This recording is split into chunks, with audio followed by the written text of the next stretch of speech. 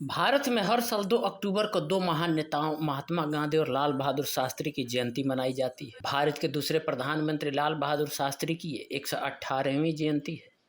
शास्त्री जी को आत्मनिर्भरता और स्वतंत्रता के लिए देश की आकांक्षाओं में उनके योगदान के लिए एक उत्कृष्ट राजनेता के रूप में माना जाता है।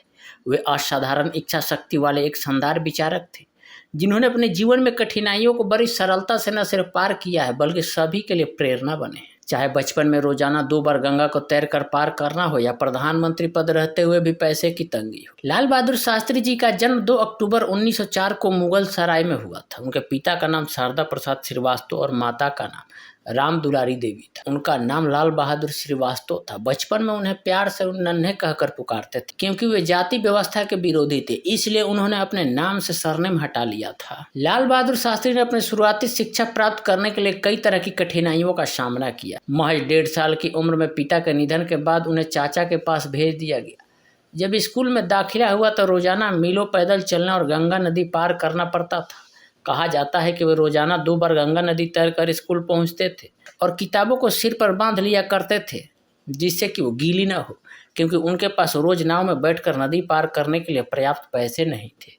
1925 में वाराणसी के काशी विद्यापीठ से स्नातक होने के बाद उन्हें शास्त्री की उपाधि दी गई थी। शास्त्री शब्द एक विद्वान या एक ऐसे व्यक्ति को संदर्भित करता है जो शास्त्रों का अच्छा जानकार हो।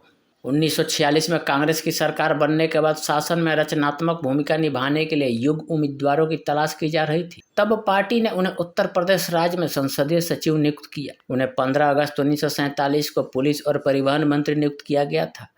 कार्यालय में उनके समय के दौरान पहली महिला बस कंडक्टरों को काम पर रखा गया था। 1951 में नई दिल्ली में आए और केंद्रीय मंत्रिमंडल में कई विभागों को संभाला। वह रेल मंत्री, परिवहन और संचार मंत्री, वाणिज्य और उद्योग मंत्री, गृह मंत्री और फिर भारत के दूसरे प्रधानमंत्री रहे। ऐसा माना जाता है कि जब लाल बहादुर शास्त्री प्रधानमंत्री थे तब उनके परिवार ने उनसे एक कार खरीदने के लिए कहा। उन्होंने फिएट कार के लिए 12,000 रुपये चाहिए थे, लेकिन उस समय भी उनके पास केवल 7,000 रुपये थे। कार खरीदने के लिए उन्होंने पंजाब नेशनल बैंक से 5,000 लोन के लिए आवेदन किया था।